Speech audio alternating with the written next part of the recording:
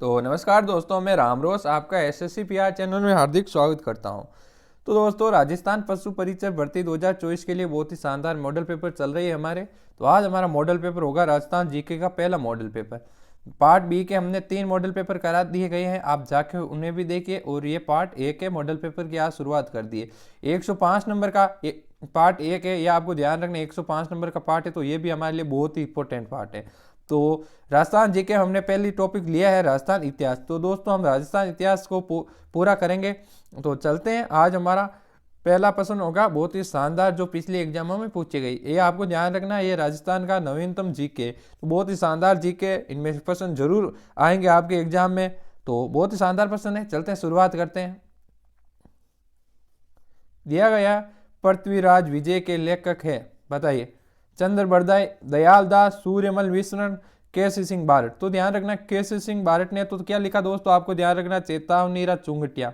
क्या लिखा दोस्तों, ये आपको ध्यान रखना है, चेतावनीरा चुंगटिया, ये आपको ध्यान रखना है, चुंगटिया, चेतावनीरा चुंगटिया। और दोस्तों, जया पृथ्वीराज विजय विजय के लेखक है जयानक, जो इस ऑप्शन में दिया नहीं गया, आपको बता देता हूँ, जयानक भट्ट, ये आपको ध्यान रखना।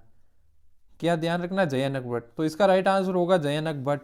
और दयाल दास ने क्या लिखा, बीकानेर के राठौड़ों की ख्यात, ये आपको ध्यान रखना। दयाल दास ने लिखा बीकानेर के राठौड़ों की ख्यात, ये आपको ध्यान रखना। तो चलते हैं, आज का हमारा नेक्स्ट प्रश्न होगा। दिया गया मान मौर्य का शिलालेख मानसरोवर झील के तट से किसे प्राप्त हुआ। कर्नल जेम्स टोड, कविराज दयाल दास, बीबीलाल सोमदेव। तो इसका राइट आंसर होगा दोस्तों कर्नल जेम्स टोड। तो राइट आंसर होगा ए ऑप्शन। बहुत इंपॉर्टेंट प्रश्न है, आपको ध्यान रखना है। तो चलते हैं हमारा आज का नेक्स्ट प्रश्न। तो नेक्स्ट प्रश्न क्या दिया गया है, ये आपको ध्यान रखना है। गुप्तकालीन स्वर्ण मुद्राओं का विशाल ढेर कहां से प्राप्त हुआ है। बयाना, रेड, शाहपुरा या सीवी। तो बताइए, इसका राइट आंसर होगा दोस्तों बयाना। ए ऑप्शन बिल्कुल राइट होगा। बयाना कहाँ पे, भरतपुर, ये आपको ध्यान रखना। बयाना कहाँ पे है, भरतपुर, ये आपको ध्यान रखना। तो इसका राइट आंसर होगा ए। बहुत इंपॉर्टेंट प्रश्न है। नेक्स्ट प्रश्न की ओर चलते हैं। आज का हमारा चौथा प्रश्न दिया गया कालीबंगा, पीलीबंगा व रंगमेल पुरातात्विक स्थल वर्तमान में किस जिले में। बताइए दोस्तों, किस जिले में। तो ये दोस्तों आपको ध्यान रखना, श्री गंगानगर, बीकानेर, हनुमानगढ़, सीकर। तो इसका राइट आंसर होगा हनुमानगढ़। क्या राइट आंसर होगा, हनुमानगढ़। तो सी ऑप्शन बिल्कुल राइट होगा। अब देखिए दोस्तों, सी ऑप्शन बिल्कुल राइट हो गया। जो ये पीलीबंगा और रंगमेल है ना, जो कालीबंगा के प्राचीन अन्य नाम है, ये आपको ध्यान रखना। ये प्राचीन अन्य नाम है, ये आपको ध्यान रखना। अब देखिए दोस्तों, कालीबंगा का अर्थ क्या है, तो इसका मतलब होता है काली मिट्टी की चूड़ियां, ये आपको ध्यान रखना। काली मिट्टी की चूड़ियां, ये आपको ध्यान रखना है।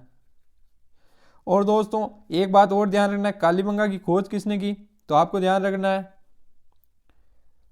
अमलानंद घोष ने। किसने की दोस्तों, और कब की, ये भी आपको ध्यान रखना है। तो इसका राइट ये होगा 1952, ये भी आपको ध्यान रखना 1952।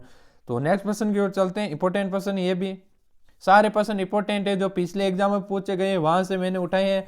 तो आगे दिया गया ताम्रवती नगरी के नाम से विख्यात पूरा स्थल जिस धूलकोट के नाम से पुकारा जाता है। यानी ताम्र नगरी का एक नाम से विख्यात पूरा स्थल है जिसे हम धूलकोट के नाम से भी पुकारा जाता है, वो इनमें से कौन होगा। बेहराट, अहाड़, गणेश्वर या बालातल। तो इसका राइट आंसर होगा आड़। अब मुझे आप कमेंट बॉक्स में ये बताइए, आड़ कौन सी नदी के किनारे बसा हुआ है। तो इसका राइट आंसर होगा बेड़च। कौन सी नदी, बेड़च, ये आपको ध्यान रखना, इंपॉर्टेंट है ये भी। और आड़ कहाँ पे, ये आपको ध्यान रखना। तो ये है उदयपुर में। कहाँ पे दोस्तों, वर्तमान में उदयपुर, यह भी आपको ध्यान रखना है। तो इंपॉर्टेंट क्वेश्चन है। तो इसका राइट आंसर होगा बी। चलते हैं नेक्स्ट क्वेश्चन की ओर। अच्छा प्रश्न है ये भी। अमलानंद घोष ने 1951-52 में सर्वप्रथम किस सभ्यता की स्थल की खोज की, बताइए। अमलानंद घोष ने 1951 और 52 में सर्वप्रथम किस सभ्यता स्थल की खोज की, बताइए। तो इसका राइट आंसर बताइए। बेहराट, ये गदेश्वर नहीं होगा, गणेश्वर होगा, यहाँ पे गलत लिख दिया उसने टाइपिंग वालों ने। कालीबंगा, अहाड़। तो बताइए दोस्तों, इसका राइट आंसर क्या होगा। तो दोस्तों, इसका राइट आंसर होगा घग्गर, कालीबंगा। राइट आंसर होगा कालीबंगा। सी ऑप्शन बिल्कुल राइट होगा। अब बताइए, कालीबंगा किस नदी के किनारे, घग्गर। और कालीबंगा कहाँ पे, हनुमानगढ़, ये ध्यान रखना। अब इसका उत्खनन किसने किया? खोज तो अमलानंद घोष ने की, तो उत्खनन भी किया ना किसने? तो बीबी लाल, बीबी लाल, ये भी ध्यान रखना इंपॉर्टेंट है, बीबी लाल, ये आपको ध्यान रखना है। एक होगा दोस्तों बीके थापर, बीके थापर, ये भी ध्यान रखना, ये भी इंपॉर्टेंट है। कब की? 1961 से 1969, ये भी ध्यान रखना, 1961 से 1969, ये राइट होगा। तो इसका राइट आंसर होगा सी, कालीबंगा। तो नेक्स्ट क्वेश्चन की ओर चलते हैं। हमारा अगला प्रश्न होगा 7वां प्रश्न दिया गया दोस्तों, बहुत इंपॉर्टेंट प्रश्न है। किस पूरा स्थल को प्राचीन भारत का टाटा नगर कहा जाता है? बताइए किसे कहा जाता है? नो, रेड या नगरी या सुनारी, बताइए किसे कहा जाता है? तो इसका राइट आंसर होगा दोस्तों रेड, बी ऑप्शन बिल्कुल राइट होगा, रेड।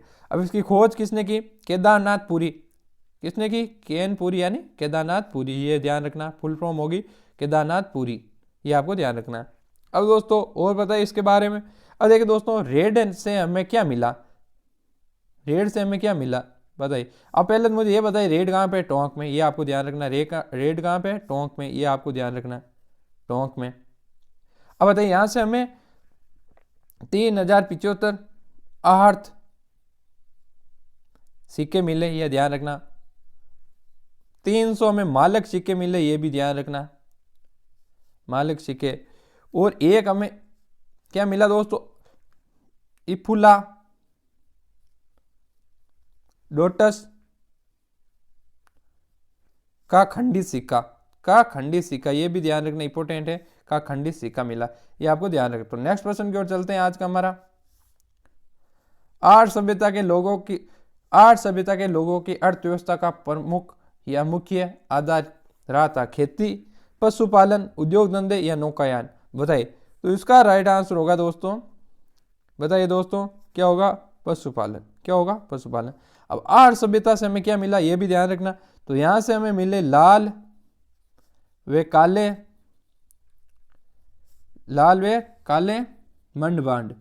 मर्द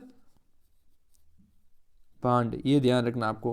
तो नेक्स्ट क्वेश्चन की ओर चलते हैं। आज हमारा नेक्स्ट क्वेश्चन होगा हमारा आज का, मछली पकड़ने के कांटे का प्रयोग किस सभ्यता में किया गया? बताइए किस सभ्यता में मछली पकड़ने के कांटे का प्रयोग किया गया? तो बताइए, यहाँ पे फिर गणेशर लिख दिया, यहाँ पे होगा गणेशर, क्या होगा दोस्तों? गणेशर, ये कहाँ पे? नीम का थाना, ये आपको ध्यान रखना, नीम के थाने नए जिले में है, नीम का थाना में आ गई, अब पहले सीकर में थी, तो इस जिले में हो गई नीम के थाना, आपको ध्यान रखना है। खोज किसने की? तो रतन चंद्र अग्रवाल ने, रतन चंद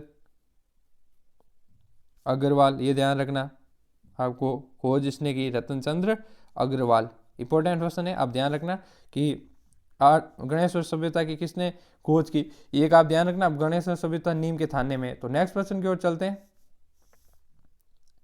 हमारा अगला प्रश्न है, बीबी लाल वे बीके थापर ने किस सभ्यता के स्थल का उत्खनन किया? मैं इसलिए पीछे बता दिया, अब आप इसका राइट आंसर बताइए क्या होगा। तब तक मैं इसके लिए बारे में आपको जानकारी बता देता हूँ, आप कमेंट बॉक्स में जल्दी से बताइए क्या होगा इसका। अब देखिए दोस्तों, जो इसका राइट आंसर होगा ना, उसमें गाँव वे जो की मिश्रित खेती होती थी, गाँव वे जो की, ये आपको ध्यान रखना। यहाँ से दोस्तों शिवातिक चिन्ह प्राप्त हुए, कौन सा चिन्ह? शिवातिक चिन्ह, जिसे हम मारवाड़ी में कहते हैं हाकियो, क्या कहते हैं? हाकियो, इस चिन्ह की जानकारी प्राप्त हुई। तो ध्यान रखना इसका राइट आंसर क्या होगा? तो कालीबंगा।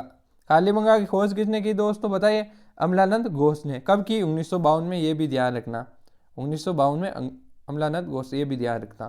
तो नेक्स्ट प्रश्न की ओर चलते हैं। हमारा आज का 11वां प्रश्न होगा, बहुत शानदार प्रश्न ये भी। अच्छा प्रश्न है, मानव ने पेय का आविष्कार किस काल में किया? बताइए, मानव ने पेय का आविष्कार किस काल में किया? नवपाषाण काल, मध्य पाषाण काल, पूरा पाषाण काल या उपयुक्त सभी? तो इसका राइट आंसर होगा नवपाषाण काल, ए ऑप्शन बिल्कुल राइट होगा, ए ऑप्शन को लॉक कीजिए। अब देखिए दोस्तों, नवपाषाण काल में चाह का भी आविष्कार किया था, और नवपाषाण काल में स्थायी बस्तियां होने लगी। पहले दोस्तों स्थायी बस्तियां नहीं थी पूरा पाषाण काल और मध्य पाषाण काल में। यहाँ पे ये एक जगह से दूसरे जगह जाते थे, पर ये फिर स्थायी जगह रहने लगे, एक ही जगह कृषि करने लगे। पहले ये कृषि अलग अलग जगह करते थे, उसे झूम कृषि कहते थे, ये आपको ध्यान रखना। तो चलते हैं नेक्स्ट प्रश्न की ओर। आगे अच्छा प्रश्न है, गणेश्वर पूरा स्थल किस नदी के किनारे? बताइए, चंबल, लूणी, कातली या बनास? तो इसका राइट आंसर होगा कातली। किस नदी किनारे? कातली। ये कहाँ पे? ये तो बता दिया, नीम के थाने। तो एक बात ध्यान रखना दोस्तों, यहाँ पे पत्थर के भवन है। किसके भवन है? पत्थर के भवन मिले हमें। और इसमें खास बात क्या है, ईंटों का प्रयोग नहीं किया गया। किसका? सिर्फ पत्थरों से बना हुआ, ईंटों का प्रयोग नहीं किया गया। ईंटों के बिना ये बने थे, पत्थर के भवन मिले थे। तो नेक्स्ट प्रश्न की ओर चलते हैं। हमारा आज का दिया गया भीम डूंगरी, गणेश डूंगरी राजस्थान में किस सभ्यता से संबंधित है? बताइए दोस्तों। बेराट, अहाड़, कालीबंगा, बालातल? तो इसका राइट आंसर होगा बेराट। क्या होगा? बेराट। अब दोस्तों, जो बेराट की लघु पहाड़ियां थी ना, उसे डूंगरी कहा जाता है। किसे कहा जाता है? जो ये डूंगरी है ना, भीम डूंगरी, गणेश डूंगरी, डूंगरी किसे कहा जाता है? तो बेराट की लघु पहाड़ियां। किसे कहा जाता है? बेराट की लघु पहाड़ियां। ये आपको ध्यान रखना, बेराट की लघु पहाड़ियां, ये आपको ध्यान रखना। अब इसकी खोज किसने की बेराट की? तो ये आपको ध्यान रखना है, दयाराम साहनी ने। दयाराम साहनी ने कब की? 1936। ये भी आपको ध्यान रखना है।